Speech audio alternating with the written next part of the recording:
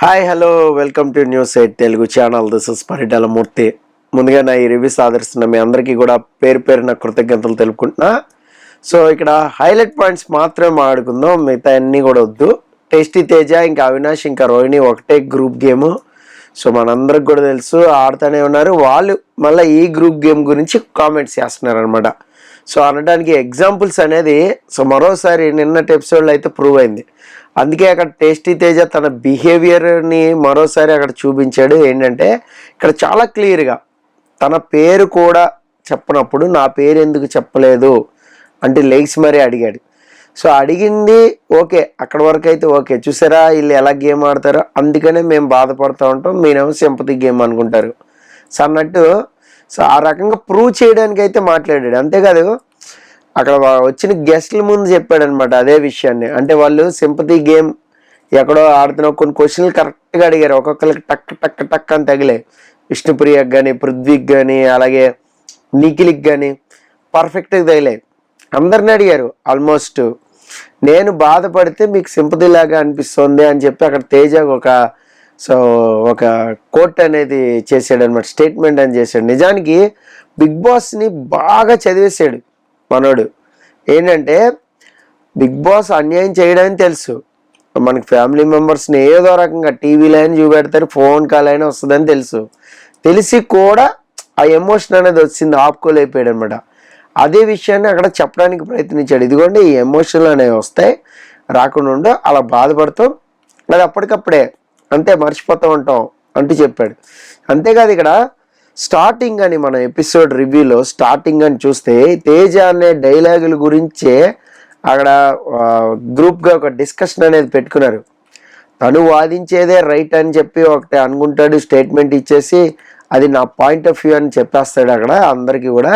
So జోకులు వేస్తూనే అక్కడ ఏదైతే అనాలనుకున్నాడో ఆ పాయింట్ అనేస్తాడు తేజ.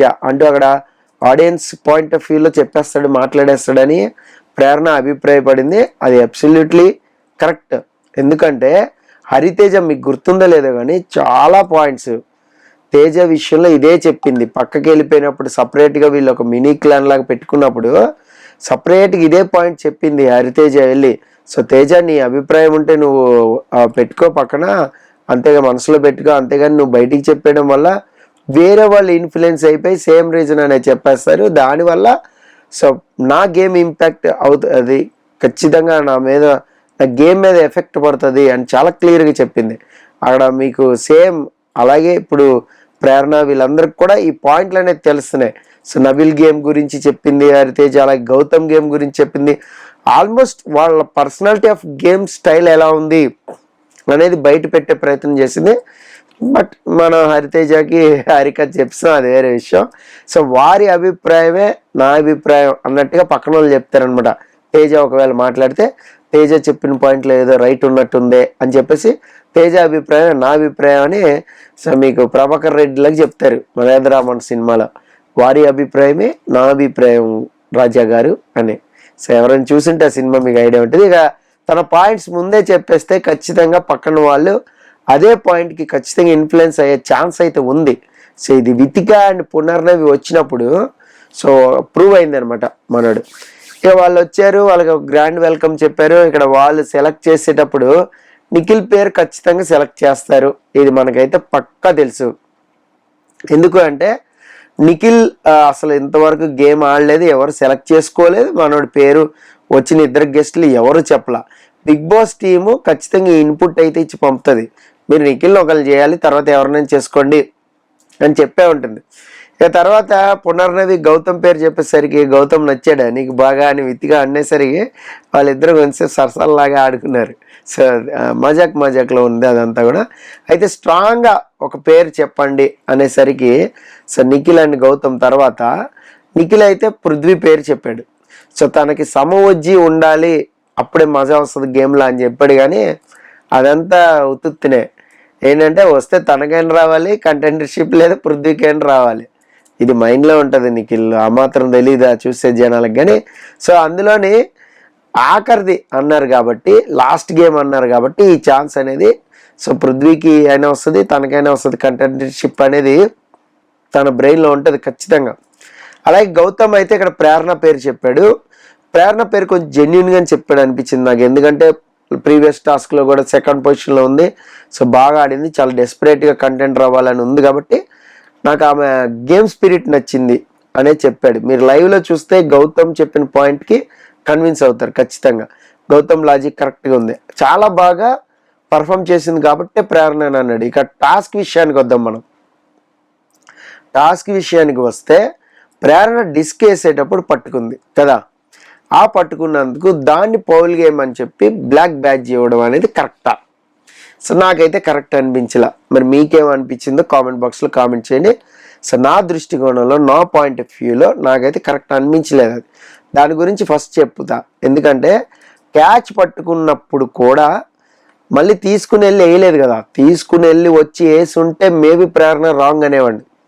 కానీ మళ్ళీ గౌతమ్కి ఇచ్చేసింది అక్కడ క్యాచ్ పట్టుకుని కూడా.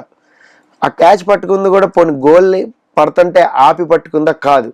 పోనీ లేట్ అయిపోయాడమ్మా గౌతమ్ అనుకుంటానికి లేదు, అక్కడ కింద పడితేనే తీసుకోవాలని చెప్పారు. అది పొరపాటున అలాగే చేతిలో పట్టుకుంటే క్యాచ్ వచ్చేసింది. అది క్యాచ్ వచ్చేసింది కానీ వాంటెడ్గా ఇలాగ గోల్ని ఆపేసి మరి పట్టుకుని తీలా.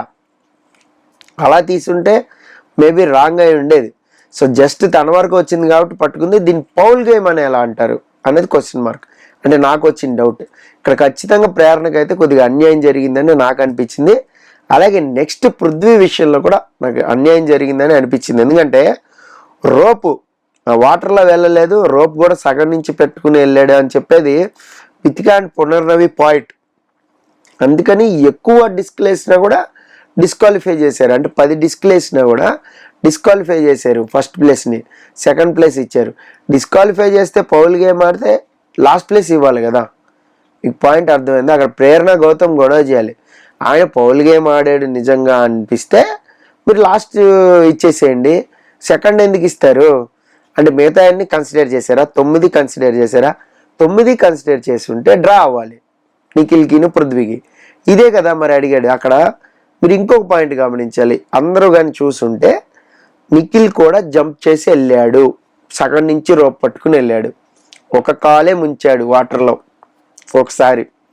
అప్పుడు నిఖిల్ది కూడా 8 చేయాలి కదా మీ లెక్క ప్రకారం.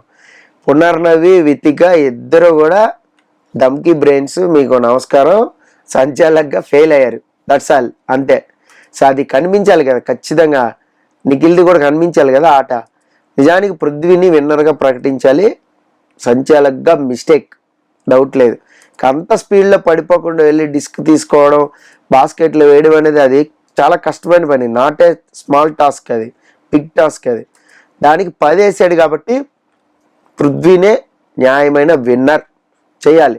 అది సెకండ్ గేమ్ అంటారా, కన్ను పెట్టే గేమ్. అందులో ఎవరు గెలుస్తారు అనేది అది వాళ్ళ స్ట్రెంగ్త్ బట్టి ఆధారపడి ఉంటుంది, వాళ్ళు బ్రిలియంట్గా బ్రిక్స్ని పెడతాం బట్టి ఆధారపడి ఉంటుంది. కానీ ఇది మాత్రం ఖచ్చితంగా పృథ్వీనే విన్నర్. ఒకవేళ పౌల్ గేమ్ అనుకున్నా మనం ఒకటి తీసేసినా కూడా డ్రా చేయాలి కదా పాపం. ఇదే పృథ్వీ అడిగిన పాయింట్. ఇది ఖచ్చితంగా కరెక్ట్ పాయింట్. పృథ్వీకి మీరు సపోర్ట్ చేస్తున్నారు అనుకోండి, నిఖిల్కి యాంటీ అనుకోండి, ఏమని అనుకోండి, ఇది నిఖిల్కి యాంటీ ఏం చెప్పట్లే నేను, వాళ్ళ సంచాలక్ డెసిషన్ గురించి చెప్తున్నా. కానీ ఇద్దరు కూడా నిఖిల్ వైపే ఉన్నారు ఫస్ట్ నుంచి కూడా. ముఖ్యంగా వితిక అయినా కూడా నిఖిల్కి సపోర్ట్ చేయడానికి వచ్చినట్లుగానే ఉందా అని నాకైతే అనిపించింది. నిఖిల్కి ఈ విషయం తెలియదు కదా పాపం. సో అందుకే సంచాలక్ డెసిషన్ ఫైనల్ అంటారు.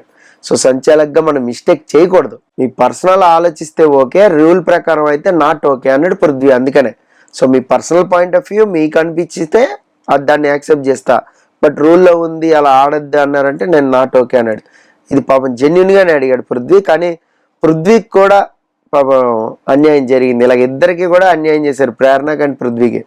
వితిగా అయితే కొద్దిగా ఇక్కడ కొంచెం కన్నింగ్గా ఆలోచించిందా అని కూడా అనిపించింది. చిన్న పౌల్ పెద్ద శిక్ష పడింది అనమాట. అలాగే ప్రేరణకి బ్లాక్ బ్యాడ్జ్ ఇవ్వడం అనేది కూడా నాకు కరెక్ట్గా అనిపించలేదు. ఇక్కడ డెసిషన్స్లో ఒక పొజిషన్స్ చెప్పారు, ఏంటి 1 2 3 4 అని పొజిషన్స్ చెప్పారు. అలాంటప్పుడు థర్డ్ చెప్పినప్పుడు న్యాయ ప్రకారంగా 4th ఉన్న గౌతమ్ తీయాలి. ఇదే డిస్కషన్ అక్కడ పెట్టుకున్నారు వాళ్ళందరూ కూడా. మరి అలాగైనా కూడా బ్లాక్ బ్యాడ్జ్ ఇవ్వాల్సింది గౌతమ్ కదా అనేది భావన. అది ఇవ్వలేదు. ఎనీహో ఇది లాస్ట్ గేమే కాబట్టి అంత బాధపడాల్సిన పని కూడా లేదు ప్రేరణ. ఎందుకంటే ఇంకో ఛాన్స్ లేదు కదా ఆడటానికి. బ్లాక్ బ్యాడ్జ్ వచ్చింది, ఇంకా మనకి ఛాన్స్ లేదు అనుకుంటానికి లేదు. సో దానివల్ల గౌతమ్ గెలవకపోయినా ఆడే అవకాశం ప్రేరణ కోల్పోయింది. నెక్స్ట్ గేమ్ ఆడే అవకాశం కూడా లేదు కాబట్టి పెద్ద బాధపడాల్సిన పని లేదు. కానీ ప్రేరణ పునర్నవి హక్ చేసుకుంటుంటే తీసుకోలేదు చూసారా, అది మాత్రం తప్పు. అది కరెక్ట్ అనిపించలేదు. ఎందుకంటే ఆ హీట్ ఆఫ్ ది మూమెంట్లో ఉంటుంది, కానీ గెస్ట్ని గౌరవించాలి అంతే, దట్స్ ఆల్. అప్పుడే మన క్యారెక్టర్ అనేది బయటపడుతుంది. ప్రేక్షకుల్లో చూసేవా తనకి డెసిషన్ ఇవ్వకపోయినా మంచిగా మాట్లాడింది, మంచిగా సాగనంపింది అనేది ఉంటుంది. అది కొంచెం ప్రేరణని ఇంకొంచెం తగ్గించింది. మామూలుగా ఓ మెట్టు ఎక్కింది అనుకున్నా టక్ మంది దిగింది అనమాట.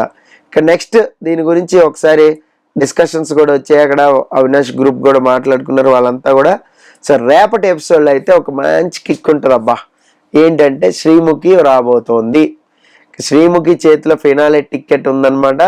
సో ముగ్గురు కంటెండర్స్లో ఎవరు ఫినాలే టికెట్ కొట్టుకున్నారు ఏంటనేది వీలుంటే క్విక్ వీడియోలో చేసి చెప్తా.